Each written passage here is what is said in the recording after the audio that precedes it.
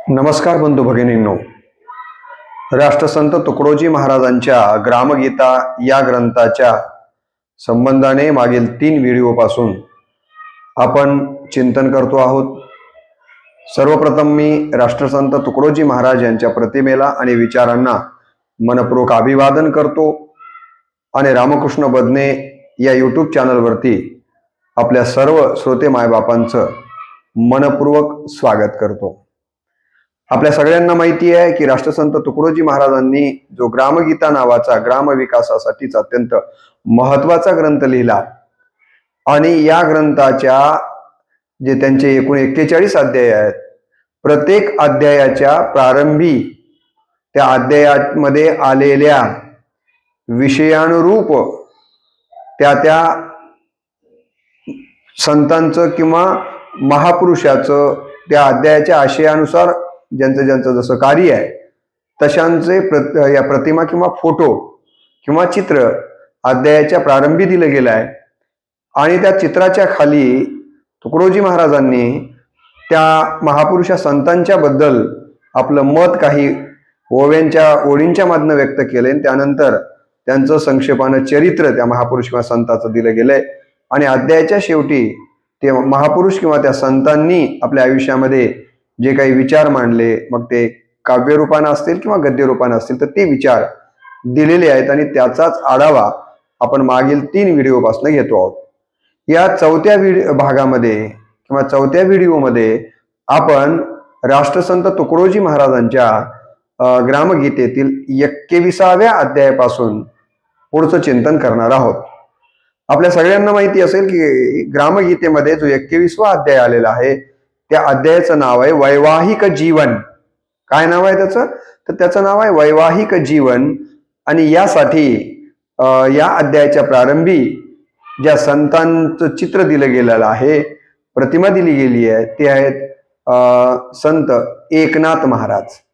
श्री संत एकनाथ महाराजांचं चित्र दिलं गेलेलं आहे आणि त्यांच्याबद्दल तिथे खाली लिहिलं गेलंय की स्त्री पुरुष ही 2 चाके, स्त्री पुरुष ही 2 चाके, जरी परस्परे सहाय्यके, जरी परस्परे सहाय्यके, तरीच संसार रथ चाले कौतुके, तरीच संसार रथ चाले कौतुके, ग्राम होई आदर्श।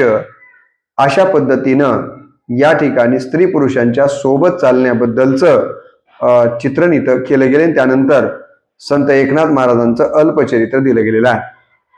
काय चरित्र आलेलं आहे संत एकनाथ महाराजांच्या संबंधाने की वैवाहिक जीवनाचा आदर्श म्हणजे 400 वर्षापूर्वीचे संत एकनाथांचा संसार होय। पूर्ववयात धर्मज्ञान संपादन करून तपस्या व देशभ्रमण करून गृहस्थ झालेले, हिशेबात पैची चूक न होऊ देणारे व प्रसंगी गुरुचे कपडे घालून युद्धात चमकणारे, तहानलेल्या गाढवास तीर्थजल पाजणारे व अस्पृश्यांचे घरी भोजन करणारे, अस्पृश्यांच्या घरी भोजन करणारे संत एकनाथ महाराज आणि त्यांची पत्नी गिरिजाबाई देखील तितक्याच सहृदयतेने श्राद्धाचे अन्न अस्पृश्यांना जेवू घालीत होती व निष्ठेने सामाजिक आघात शोषित होती। आणि यासाठी म्हणून या अध्यायाला अनुरूप या ठिकाणी दोघांचं वैवाहिक जीवन एकनाथ महाराजांचं आणि गिरिजाबाईंचं राहिलेलं आहे आणि त्यामुळं आपल्याला माहिती असेल की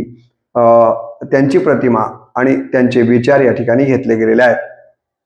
पुढे संत एकनाथ महाराजांची एक रचना शेवटी अध्यायाच्या दिली गेलेली आहे आणि ती अशी की स्त्री टाकोनी फकीर झाला।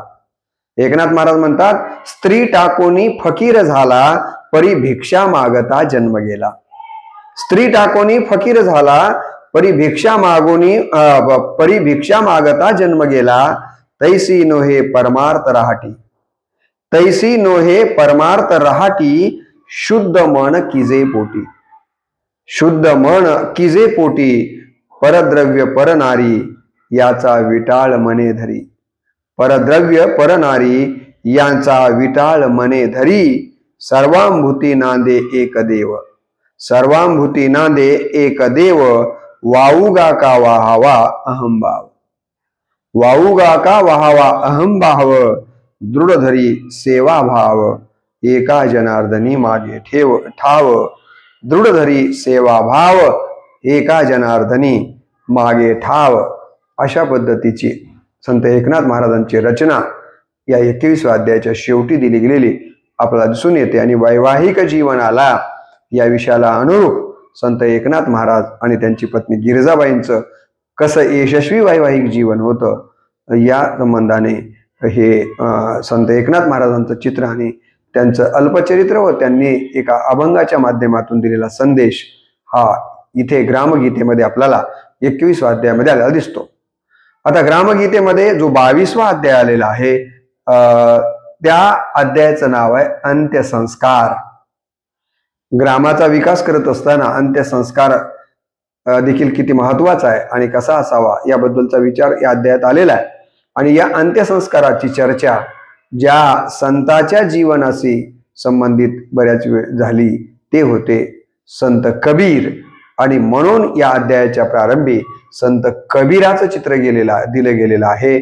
आणि त्यांच्या संबंधानं किंवा या अध्यायातल्या ज्या ओळी या अंत्यसंस्काराच्या संबंधानं आलेल्या आहेत कबीरांच्या बद्दल काय म्हटलं गेले बघा त्या चित्राखाली. जन्मभरी सूत विनोन, जन्मभरी सूत विनोन, प्रकट देखिला जनी जनार्दन, जन्मभरी सूत विनोन, प्रकट देखिला जनी जनार्दन, त्या भक्त कबीराचे महिमान, त्या भक्त कबीराचे महिमान, गंगेतील पाषाण जाणती कैसे, गंगेतील पाषाण जाणती कैसे, असं त्यांच्याबद्दल काव्यात्मक लिहून त्याखाली संत कबीरांचं अल्पचरित्र दिलं गेलेलं आपल्याला दिसून येतं. काय त्यांच्या चरित्राच्या संबंधाने लिहिलेलं आहे? असं लिहिलंय की 550 वर्षापूर्वी काशीच्या लहर तलावाजवळ एका मुसलमानास सापडलेलं लेकरू, स्वामी रामानंदांचे पुढे पत्करलेलं शिष्यत्व, त्यानंतर निरक्षर पण महाज्ञानी पुरुषाने जाती धर्मातीत मानव धर्माचा प्रचार सुमारे 125 वर्ष देशी व विदेशीही प्रभावी भजनांद्वारे केला. हिंदू मुसलमानांच्या कर्मकांडी रुड्या झाडून, हिंदू आणि मुसलमानांच्या कर्मकांडी रुड्या झाडून सर्वांना सत्य मार्ग दाखविला. कसला मार्ग दाखवला? सर्वांना सत्य मार्ग दाखविला. सूत कताई व वीन कामही ते करीत. कबीरांच्या बद्दल म्हणतात सूत कताई व वीन कामही ते करत, काशीत मेल्याने मुक्ती, असं म्हटलं गेलं ना, काशीत मेल्याने मुक्ती व मगहर स्थानी, मगर हे दुसरं ठिकाण आहे, व मगहर स्थानी नरकगती मिळते. या पंड्यांच्या रूढ कल्पनेला उडवून लावण्यासाठी ते शेवटी काशीतून मुद्दाम मगहर येथे जाऊन समाधिस्थ झाले. कहे कबीर सुनो मेरे संतो, कहे कबीर सुनो मेरे संतो, भरम पड़ा मत कोई, भरम पड़ा मत कोई, जस काशी तस मगहर उसर, जस काशी तस मगहर उसर, हृदय राम सत होई, हृदय राम सत होई, हेच सदगतीचे रहस्य. वाहन दोजक भिस्त मुकामा, वाहन दोजक भिस्त मुकामा, यहाँ ही राम यही रहमाना, यहाँ ही राम यही रहमाना, असं कबीर म्हणतात. याचा अर्थ काय दिला गेलेला आहे? तर तिकडे कुठेही नरक किंवा स्वर्ग नाहीये, तिकडे कुठेही नरक किंवा स्वर्ग नाहीये. इथे याच लोकी राम आहे, देवलोक नाही. इथे याच लोकी राम आहे, देवलोक नाही. असा विचार अध्यायाच्या शेवटी 22व्या अध्यायाच्या शेवटी संत कबीरांचा दिलेला आपल्याला दिसून येतो.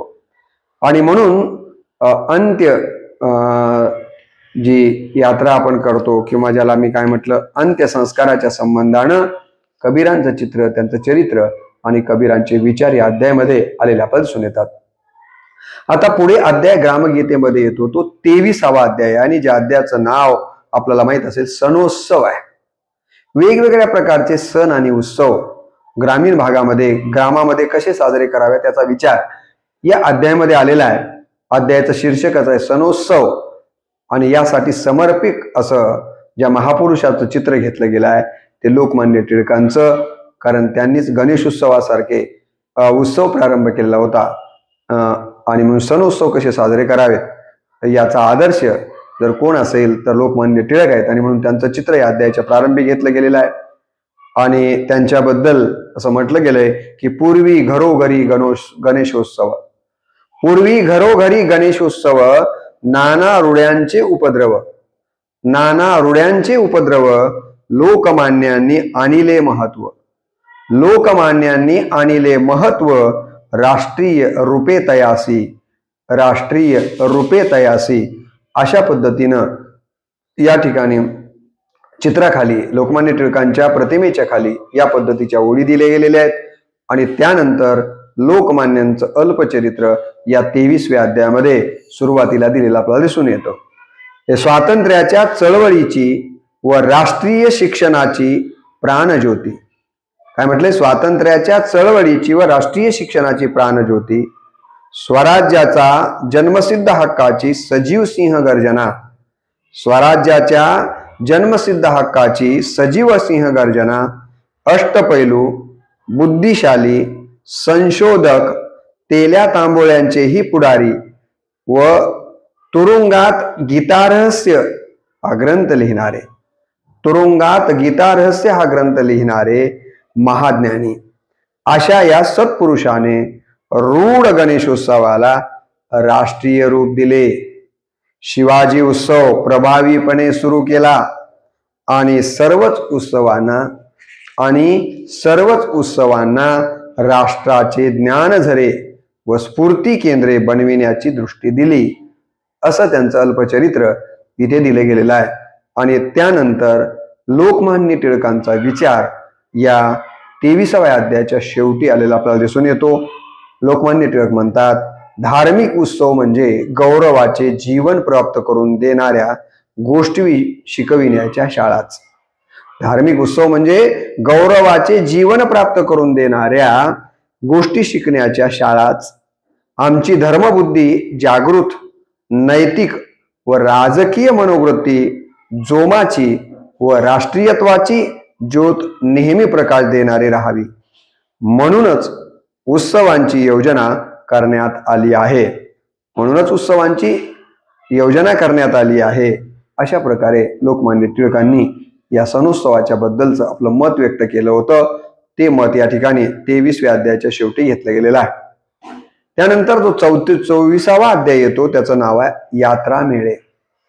ग्रामीण भागामधले जे यात्रा मेळे असतात त्याच्याबद्दलचा विषय या अध्यायामध्ये आलेला आहे. आणि त्यासाठी या अध्यायाच्या प्रारंभी श्रीमद स्वामी दयानंद सरस्वती यांचं चित्र घेतलं गेलेलं आहे. श्रीमद दयानंद सरस्वती यांचं चित्र घेतलं गेलेलं आहे. आणि त्यांच्याबद्दल असं म्हटलं गेलंय की स्वामी देवानंद महाराज तैसा त्यांचा आर्य समाज, स्वामी दयानंद महाराज तैसा त्यांचा आर्य समाज, यांनीही केले झटुनी काज, यांनीही केले झटुनी काज, सुधारणेचे यात्रिकांच्या अशा पद्धतीनं त्यांच्याबद्दल लिहून त्यांचं अल्पचरित्र खाली दिलं गेलेलं आहे.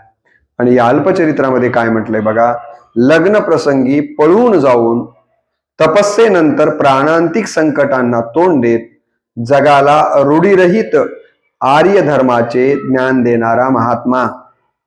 कसे आहे ते?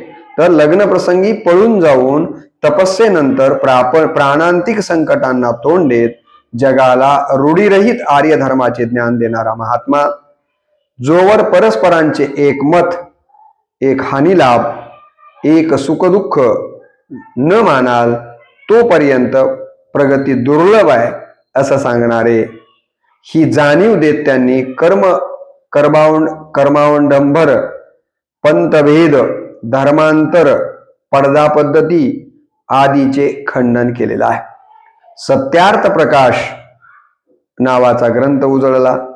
आर्य समाज व परोपकारी सभा ज्यांनी स्थापिली, शुद्धी संघटन केले, अनेक तीर्थी फिरून गंगा, काशी, मूर्तिमाळा यांचे महत्व उडून मानव सेवा शिकविली, त्यांच्या आर्य समाजानेही विद्यालये, अनाथालये, दवाखाने, विधवाश्रम, गुरुकुल वगैरे चालवून लोकसेवेचं कार्य केलं असं सांगितलं गेलेलं आहे.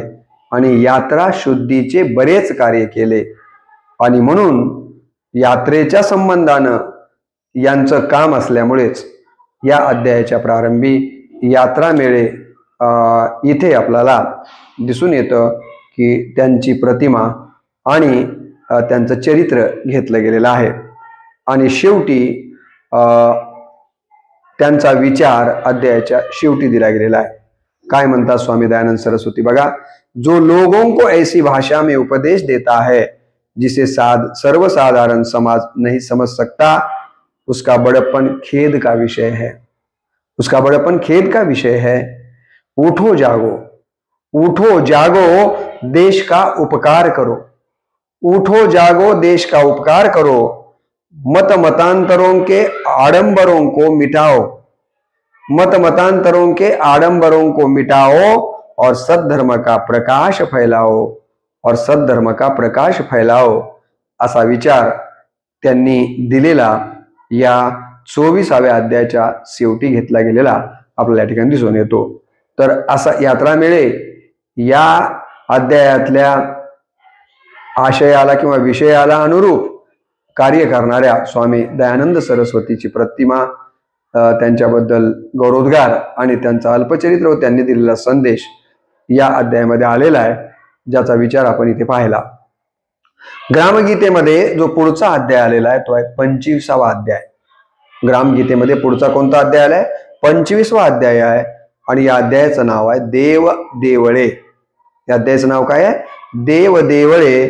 आणि यासाठी ज्यांची प्रतिमा वापरली गेलेली आहे ते आहेत आद्य शंकराचार्य. आपल्याला माहिती आहे की हिंदू धर्माच्या पुनरुत्थानासाठी, हिंदू धर्माचा प्रचार आणि प्रसार करण्यासाठी सर्वाधिक बौद्ध धर्माच्या खूप प्रचार प्रसाराच्या नंतर हिंदू धर्माची पडझड व्हायला लागली. अशा कालावधीमध्ये पुन्हा हिंदू धर्माचं पुनरुत्थान करण्यामध्ये ज्यांचं महत्त्वाचं योगदान राहिलं आहे ते आहेत आद्य शंकराचार्य, ज्यांनी देव आणि देवळांच्यासाठी खूप मोठं योगदान दिलेलं आहे. आणि म्हणून या ठिकाणी त्यांची प्रतिमा किंवा चित्र या अध्यायाला अनुरूप सुरुवातीलाच घेतलेलं दिसतं. आणि आद्य शंकराचार्यांच्याबद्दल म्हटलं गेलेलं आहे शंकराचार्य देव पंचायतन.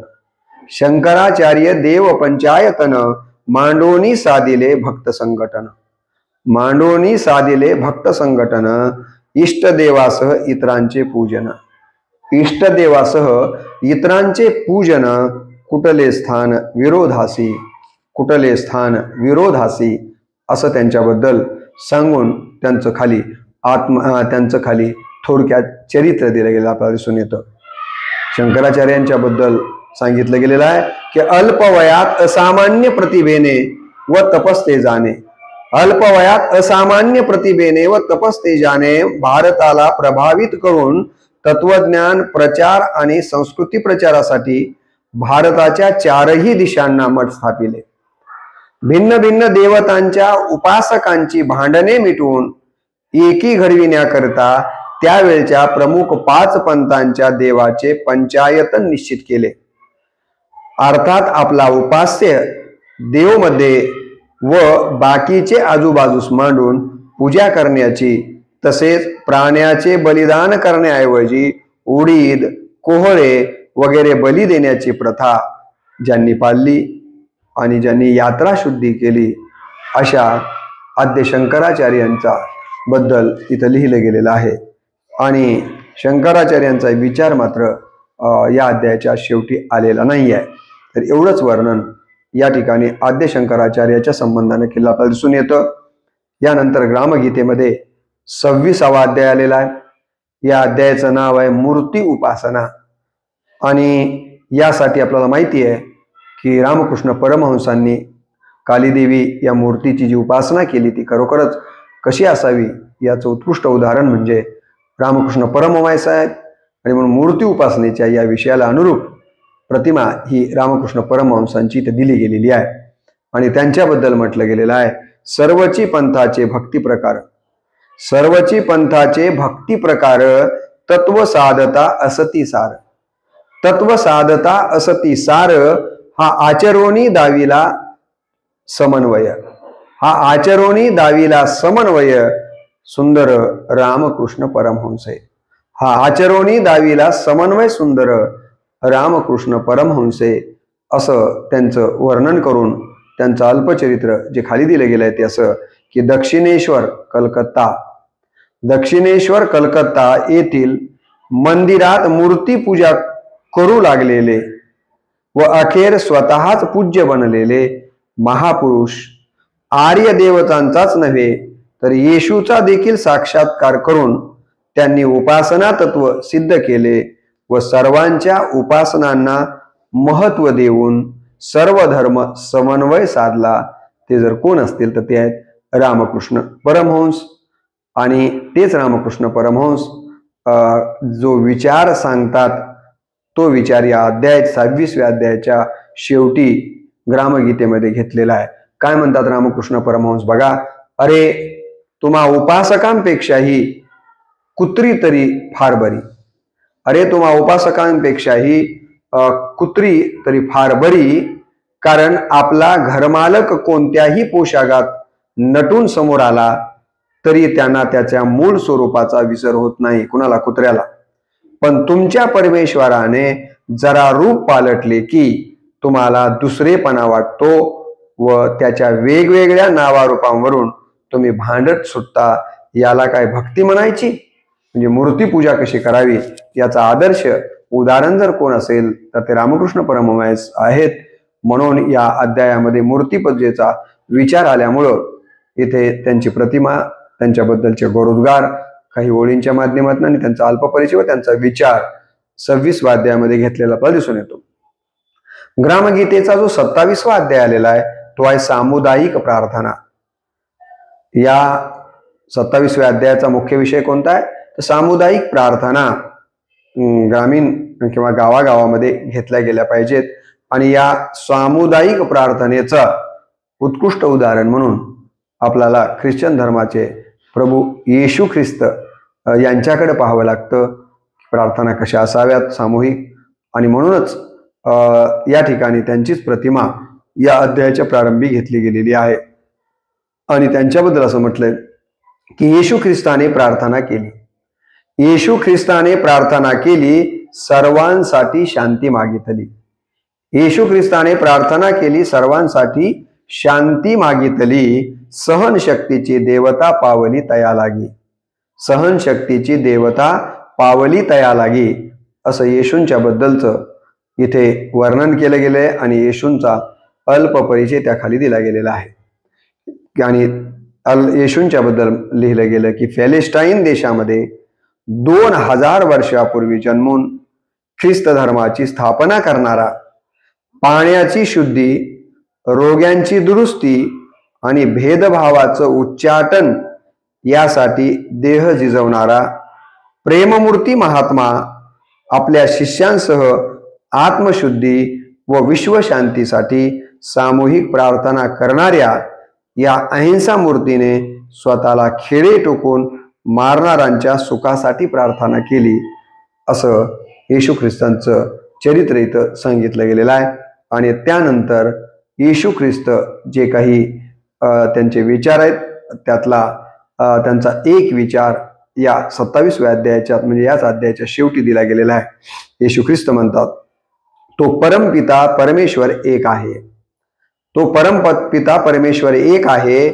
आपण सर्व त्याची लेकरं आहोत. आपण सर्व त्याची लेकरं आहोत. आपणापेक्षा कोणालाही कमी लेखू नका. आपल्यापेक्षा कोणालाही कमी लेखू नका. आपणावर कसोटीचा प्रसंग येऊ नये म्हणून उठा, त्याची प्रार्थना करा. आपल्यावर कसोटीचा प्रसंग येऊ नये म्हणून उठा, त्याची प्रार्थना करा. तुम्ही सर्वांना प्रेम द्याल तरच ईश्वराच्या प्रेमास पात्र व्हाल. तुम्ही सर्वांना प्रेम द्याल तरच ईश्वराच्या काय कराल? प्रेमास पात्र व्हाल. असा संदेश या ठिकाणी येशूंनी दिला होता. तो संदेश या ठिकाणी 7व्या अध्यायाच्या शेवटी घेतलेला आपल्याला दिसून येतो. आणि म्हणून या पद्धतीचं वर्णन या अध्यायाच्या प्रारंभी आणि शेवटी आलेलं आपण पाहिलं. यानंतर ग्रामगीतेमध्ये पुढचा अध्याय येतो अध्याय 28वा आणि या अध्यायाचं शीर्षक किंवा या अध्यायामध्ये आलेला जो विषय आहे तो प्रार्थना व विश्वधर्म. कोणता विषय आलेला आहे? प्रार्थना व विश्वधर्म. आणि त्यासाठी श्री संत साईबाबांचं ची प्रतिमा या ठिकाणी अध्यायाच्या प्रारंभीच दिली गेलेली आहे. आणि त्यांच्याबद्दल लिहिलं गेलेलं आहे की जगी नांदावी सुखशांती, जगी नांदावी सुखशांती, सर्वांनी आचरावी बंधुप्रीती. जगी नांदावी सुखशांती, सर्वांनी आचरावी बंधुप्रीती, यासाठीच झटले असती महापुरुष अभेदत्वे. यासाठीच झटले असती महापुरुष अभेदत्वे असं म्हटलं गेलेलं आहे. आणि खाली ब्राह्मण कुळी जन्मून फकीरास अर्पण झालेले, ब्राह्मण कुळी जन्मून फकीरास अर्पण झालेले, शिर्डी येथे प्रसिद्धीस आलेले महान तपस्वी संत, मी सर्वव्यापी आहे, माझ्या भक्तांनी मला सर्वात पाहावे. मी सर्वव्यापी आहे, माझ्या भक्तांनी मला सर्वात पाहावे, या धारणेचा उपदेश आपल्याकडे येणाऱ्या इस्लाम, हिंदू, पारशी, ख्रिस्ती, जैन आदी सर्व धर्माच्या भक्तांना करून या विश्वधर्मी महात्म्याने सर्वांच्याच सुखासाठी आपली शक्ती सर्वस्वी वेचिली असं साईबाबांचं चरित्र किंवा त्यांच्याबद्दल इथं लिहिलं गेलेलं आहे. आणि खाली शेवटी अध्यायाचे आलेला आहे की संत साईबाबांचे विचार, संत हे भेदाभेद पाळत नाहीत, संत हे भेदाभेद पाळीत नाहीत, आपल्यामध्ये भेदाची भिंत आहे. संत हे भेदाभेद पाळत नाहीत, आपल्यामध्ये भेदाची भिंत आहे, तिनेच आपल्याला वेगळं केलं आहे, तिनेच आपल्याला वेगळं केलं आहे. तुम्हीही ती पाडून टाका, तुम्ही ती भेदाभेदाची भिंत पाडून टाका. फातिया काय आणि रामनाम काय, मशीद काय, द्वारकामाई आणि वृंदावन काय, नि पारशांची धुनी काय, सर्वांच्या अंतर्यामी एकच आहे असा विचार साईबाबा या ठिकाणी देताना आपल्याला दिसून येतात. तर असं हे 28 अध्यायाच्या शेवटी साईबाबांचा आलेला विचार आपल्याला इथे पाहायला मिळतो. आणि यानंतर आपण ग्रामगीतेचा 29वा अध्याय जर बघितला तर 29व्या अध्यायाचं नाव आहे दलित सेवा. या अध्यायाचं नाव काय? दलित सेवा. आणि यासाठी दलित समाजामध्ये जन्माला येऊन ज्यांनी निष्ठावान अशा पद्धतीची पंढरीच्या पांडुरंगाची भक्ती केली, त्यात संत चोखामेळ्यांचं प्रतिमा किंवा चित्र या अध्यायाच्या प्रारंभी दिलं गेलेलं आहे. आणि या चोखामेळ्यांच्या संबंधानं लिहिलं गेलंय की संत चोखोबांचे सारे घर, संत चोखोबांचे सारे घर झाले भक्तीचे मंदिर, उपेक्षिल्या समाजी देवत्व थोर, उपेक्षिला समाजी देवत्व थोर, देता संस्कार प्रकट येते, देता संस्कार प्रकट येते. अशा पद्धतीनं या ठिकाणी त्यांचं वर्णन केलेलं आपल्याला दिसून येतं. आणि त्यानंतर मग इथे आपल्याला संत चोखामेळ्यांचं अल्पचरित्र देखील दिलेलं आपल्याला दिसून येतं. काय म्हणतात बघा, 600 वर्षापूर्वी अस्पृश्य जातीत जन्मून मेलेली ढोरे ओढण्याचे व हाती घेऊन खराटा झाडीत प्रदक्षिणेच्या वाटा, हाती घेऊन खराटा झाडीत प्रदक्षिणेच्या वाटा, असे ग्राम सफाईचे काम करून विठ्ठलमय झालेले संत भक्त नामदेवासारख्यांच्या प्रेमाची पाखर मिळताच जनाबाई, चोखोबा यासारखी दलित समाजातील लोक कसे चमकून गेले हेही पाहणं महत्वाचं आहे. नामदेवाच्या कुटुंबातील 14 जणांनी जसे अभंग लिहिले तसेच चोखोबांची पत्नी सोयरा, बहीण निर्मळा, पुत्र कर्ममेळा व जावई बंका यांचेही अभंग प्रसिद्ध आहेत. त्यांचे सारे घर जणू मंदिर बनले होते. अशा पद्धतीचं चोखामेळ्यांचं इथं चरित्र सांगितलं गेलेलं आहे. आणि त्यानंतर चोखोबांचा एक अभंग या 29व्या अध्यायाच्या शेवटी दिलेला आपल्याला दिसून येतो. चोखोबा म्हणतात, काहो केशी राजा दुजे पै धरिता, काहो केशी राजा दुजे पै धरिता, हे तो आश्चर्यता वाटे मज, काहो केशी राजा दुजे पै धरिता, हे तो आश्चर्यता वाटे मज, एकासी आसन एकासी वसन, एकासी आसन एकासी वसन, एकतेची नग्न फिरताती, एकतेची नग्न फिरताती, एकासी कदान्न एकासी मिष्टान्न, एकासी कदान्न एकासी मिष्टान्न, एकान मिळे कोरान्न मागताही, एकान मिळे कोरान्न मागताही, एकासी वैभव राजाची पदवी, एकासी वैभव राजाची पदवी, एक गावोगावी भीक मागे, हाची न्याय तुमचे दिसते की घरी, हाची न्याय तुमचे दिसते की घरी, चोखा म्हणे हरी कर्म माझे, चोखा म्हणे हरी कर्म माझे. अशा पद्धतीनं 29व्या अध्यायाच्या शेवटी संत चोखोबांचे विचार दिला गेला आपल्याला दिसून येतो. आणि या व्हिडिओमध्ये आपण जो शेवटचा ग्रामगीतेतला अध्याय घेतलेला आहे तो म्हणजे 30वा अध्याय, ज्या अध्यायाचं नाव आहे भजन प्रभाव. भजनाचा प्रभाव काय असू शकतो हे जर पाहायचं असेल तर आपसुकच आपल्या समोर नाव येतं ते म्हणजे भक्त मीराबाईंचं, संत मीराबाईंचं. आणि येथे सुद्धा या अध्यायाच्या प्रारंभी भक्त मीराबाईंचंच, संत मीराबाईंचंच प्रतिमा घेतलेली आहे आणि त्यांच्याबद्दल असं लिहिलं गेलेलं आहे की कृष्णरंगी रंगली मीरा, कृष्णरंगी रंगली मीरा, राजवैभव वाटे कचरा, कृष्णरंगी रंगली मीरा, राजवैभव वाटे कचरा, छंद लागला घराघरा, छंद लागला घराघरा, तिच्या प्रभावे भक्तीचा, तिच्या प्रभावे भक्तीचा. अशा पद्धतीनं तिच्याबद्दल लिहून मीराबाईंचं अल्पचरित्र खाली दिलं गेलेलं आहे.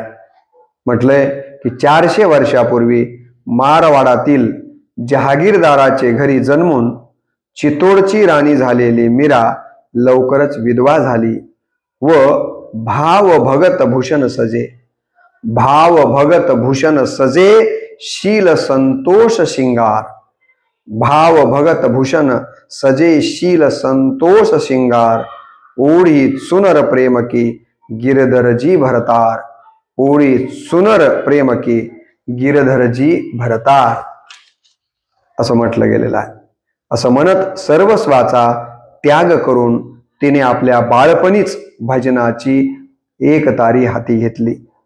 चितोडच्या राजाने मरणांतिक पीडा दिल्यामुळे, चितोडच्या राजाने मरणांतिक पीडा दिल्यामुळे भजन न सोडता तिने राजमहल सोडला व भारत भ्रमण केले.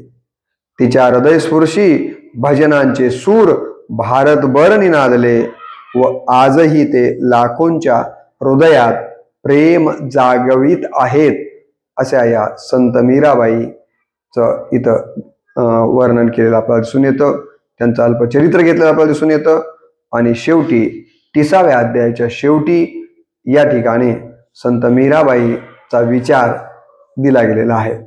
मीराबाई म्हणतात, हरिनाम बिना ना नर ऐसा है, हरिनाम बिना नर ऐसा है, दीपक बिन मंदिर जैसा है, हरिनाम बिना नर ऐसा है, दीपक बिन मंदिर जैसा है, जैसे शशि बिन रजनी सोई है, जैसे शशि बिन रजनी सोई है, जैसे बिना लौन की रसोई है, जैसे बिना लौन की रसोई है, जल बिना सरोवर जैसा है, जल बिना सरोवर जैसा है, हरिनाम बिना नर ऐसा है, हरि बिना नर ऐसा है, बिन गुरु का चेला जैसा है, बिन गुरु का चेला जैसा है, हरिनाम बिना नर ऐसा है, बिन गुरु का चेला जैसा है, हरिनाम बिना नर ऐसा है, मेरा कहे हरि से मिलना, मेरा कहे हरि से मिलना, जहाँ जन्म मरण की नहीं कलना, जहाँ जन्म मरण की नहीं कलना. अशा पद्धतीनं या 30व्या अध्यायाच्या शेवटी संत मीराबाईंचा विचार किंवा त्यांची रचना दिलेली आपल्याला दिसून येते. तर एकूण या 21व्या अध्यायापासून ते 30व्या अध्यायापर्यंतचे हे जे 10 अध्याय आहेत, या प्रत्येक अध्यायाच्या प्रारंभी अध्यायाचं शीर्षक आलेलं आहे. शीर्षक म्हणजे त्या अध्यायामध्ये आलेल्या संपूर्ण विषयाचा या ठिकाणी गुंफन त्या शीर्षकात आलेली आहे. आणि त्या अध्यायामध्ये आलेला संपूर्ण विषय या शीर्षकात घेऊन या शीर्षकानुरूप आणि या अध्यायातल्या आशयानुरूप कार्य करणाऱ्या महापुरुषाचा किंवा संताचं प्रतिमा अध्यायाच्या प्रारंभी ग्रामगीतेमध्ये घेतली गेलेली आहे।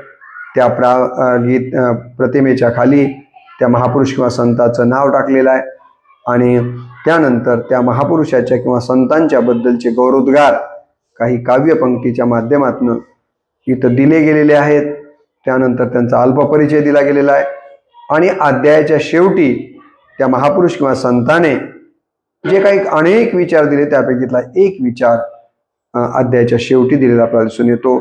तर अशी ह्या ग्रामगीतेची रचना आपल्याला अध्यायाच्या प्रारंभी आणि शेवटची आहे। याबद्दलचं चिंतन आपण मागील 3 व्हिडिओपासून करत आलोय। या 4थ्या व्हिडिओमध्ये अध्याय क्रमांक 21 ते 30चं चिंतन आपण पाहिलंय। अध्याय क्रमांक 5 मध्ये आता 30 म्हणजे 31 ते 41 असं 11 अध्यायाचं चिंतन आपल्याला 5व्या व्हिडिओमध्ये पाहावयाचं आहे। हे सगळे व्हिडिओ आपण रामकृष्ण बदने या इंग्रजी यूट्यूब चॅनलवरती टाकलेले आहेत, तर ते आपण सगळ्यांनी श्रवण करावेत। केवळ ग्रामगीतेच्या बद्दलच नाही तर अन्य अनेक विषयांच्या संबंधाने प्रवचन असतील, भाषणं असतील, विद्यार्थ्यांना प्रेरक परीक्षेला सामोरं कसं जावं अशा वेगवेगळ्या विषयावरचे जवळपास 200 व्हिडिओ मी अपलोड केलेले आहेत। तर आपण वेळ काढून हे व्हिडिओ श्रवण करावेत आणि हे शेअर करावेत। चॅनलला सबस्क्राईब केलं नसेल तर करावं आणि अशा व्हिडिओच्या संबंधाने आपलं कमेंट बॉक्समध्ये मतही नोंदवावं अशा प्रकारची नम्र अपेक्षा या ठिकाणी व्यक्त करतो आणि पुनश्च एकदा राष्ट्रसंत तुकडोजी महाराजांच्या प्रतिमेला आणि विचारांना मनपूर्वक नमन करून या व्हिडिओला याच ठिकाणी मी पूर्ण विराम देतो। सब संतान की जय। नमस्कार।